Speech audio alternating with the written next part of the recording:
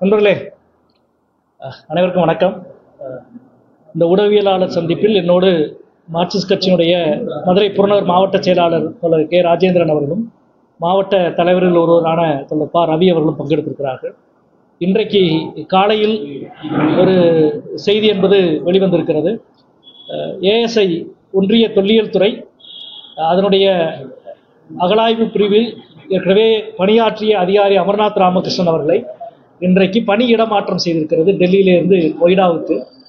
டெல்லியிலிருந்து நொய்டா என்பது மட்டுமல்ல, முக்கியமாக ஆவணப்படுத்துதல் பிரிவுக்கு அவர் பணியிடமாற்றம் செய்யப்பட்டிருக்கிறார். அவர் ஒரு அதிகாரி என்பது ஒரு இடத்திலிருந்து பணியிடம் மாற்றம் செய்வது என்பது ஒரு பெரிய விஷயம் அல்ல. அது வழக்கமாக நிர்வாக நடைமுறையில் இருக்கிற ஒன்றுதான். ஆனால் அமர்நாத் விஷயத்தில் நடப்பது என்பது நீங்கள் அறிவீர்கள். கடந்த 8 ஆண்டுகளாக தொடர்ந்து தமிழ்நாட்டின் தொன்மைக்காகவும் கீழடியின் உண்மைக்காகவும் எந்த சமரசமும் செய்து கொள்ளாமல் உறுதியாக பணியாற்றி கொண்டிருக்கிற ஒரு அதிகாரி அமர்நாத் ராமகிருஷ்ணன் அவர்கள்.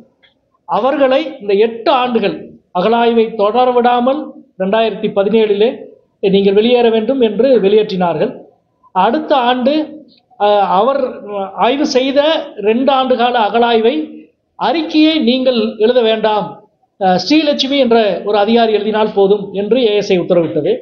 அதற்கு பிறகு அவர் நீதிமன்றத்துக்கு நாடி, நான் அகழாய்வு செய்த ஒரு ஆய்வை பற்றி அந்த அகழாய்வை நடத்தியவர் என்ற முறையில் நான் தான் அறிக்கை எழுத வேண்டும், அதுதான் முறை, அதுதான் மரபு, அதுதான் சரி என்று நீதிமன்றத்தில் வழக்கு தொடுத்து, அதன் காரணமாக நீதிமன்ற உத்தரவு நீங்கள் அகழாய்வை நடத்தி அமர்நாத் ராமகிருஷ்ணன் தான் அந்த அறிக்கையை எழுத வேண்டும் என்று உத்தரவிட்டது. அதற்கு பிறகும் கூட கவுஹாத்தியிலிருந்து கோவாவுக்கு மாற்றப்பட்டாரே ஒழிய சென்னைக்கு மாற்றம் செய்யப்படவில்லை. ஏனென்றால் அதனால் அந்த அகழாய்வை அறிக்கை எழுத முடியாமலே இருந்தது. மீண்டும் அவர் நீதிமன்றத்தை நாடித்தான் சென்னைக்கு இடமாற்றம் செய்யப்பட்டார். அதற்கு பிறகு 2013 அவர் அகழாய்வை எழுதி அறிக்கையை எழுதி ஒப்படைத்தார். ஒப்படைத்து 2 ஆண்டுகள், ஏறக்குறைய 2 ஆண்டுகள் ஆகிவிட்டது. அந்த அறிக்கை இன்னும் வெளியிடப்படவில்லை. அந்த அறிக்கையை எப்பொழுது வெளியிடுவீர்கள் என்று நீதிமன்றத்திலே வழக்கு தொடுத்த பிறகு 11 மாதத்தில் வெளியிடுவோம் என்று ஏஎஸ்ஐ சொன்னது.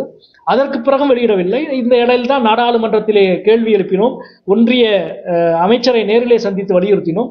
அதற்கு பிறகு அவர்கள் விரைவில் வெளியிடுவோம் என்று நாடாளுமன்றத்தில் உறுதிமொழி கொடுத்தார்கள். அந்த உறுதிமொழியை கூட அவர்கள் காப்பாற்றவில்லை. எனவே தான் கடந்த ஆண்டு 27ஆம் தேதி ஊட்டியிலே கூட இருந்த நாடாளுமன்றத்தினுடைய உறுதிமொழி குழுவில் அந்த உறுதிமொழி என்பது விவாதத்துக்கு வருகிற பின்னணியில் கடந்த 21ஆம் தேதி 6 நாட்களுக்கு முன்பு நீங்கள் அகழாய்வு செய்த நீங்கள் சமர்ப்பித்த ஆய்வறிக்கை கூடுதல் அறிவியல் ஆதாரம் வேண்டும் என்று அவருக்கு விளக்கம் கேட்டு கடிதம் கொடுத்திருக்கிறார்கள். உண்மையிலே கூடுதல் ஆதாரம் வேண்டும் என்றால் இவர்கள் நீதிமன்றத்திலே சொல்லியிருக்கலாம்.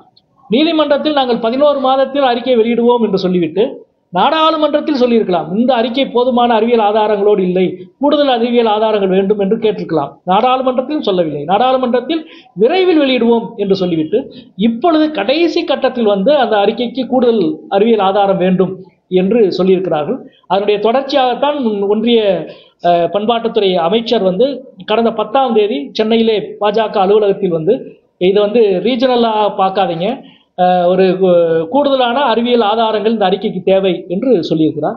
இந்த பின்னணியில் இப்பொழுது அமர்நாத் ராமகிருஷ்ணன் ஆவணப்படுத்துதல் பிரிவுக்கு இடமாற்றம் செய்யப்பட்டிருக்கிறார். அவர் ஒரு இயக்குனர். ஆனால் அந்த ஆவணப்படுத்தல் பிரிவில் எவ்வளவு பேர் அதிகாரிகள் அலுவலர்கள் இருக்கிறார்கள் நான் கூட கொஞ்சம் சில நேரத்துக்கு முன்னாடி கேட்டேன். அநேகமாக யாருமே அங்கே இல்லை, இவர் மட்டும்தான் அனுப்பப்படுகிறார் என்பதை போன்ற தகவல்கள் சொன்னார்கள். ஒரு ஆய்வை நடத்தியதற்காக ஒரு அலுவலர் எப்படியெல்லாம் வேட்டையாடப்படுவார் என்பதை தமிழ்நாட்டுக்கு ஒன்றிய அரசு நிகழ்த்தி காட்டிக்கொண்டே இருக்கிறது. நாங்கள் விரும்புவதைப் போல நீங்கள் இல்லை என்றால், எங்களுடைய கருத்துக்கு இசைவாக நீங்கள் இல்லை என்றால், கடைசி வரை நாங்கள் எவதெல்லாம் செய்வோம் என்பதைத்தான் இந்த செயல் காட்டிக் கொண்டிருக்கிறது. ஏனென்றால் கடந்த 20 நாட்களாக, அதாவது போன மாதம் 21ஆம் தேதி அமர்நாத் ராமகிருஷ்ணன் அவர்களுக்கு கடிதம் கொடுக்கப்படுகிறது ஏஎஸ்ஐயில் இருந்து, உங்களது அகழாய்விலே கூடுதல் விளக்கம் தேவை என்று. 23ஆம் தேதி நான் முதலில் அதை அறிக்கையாக வெளியிட்டேன்.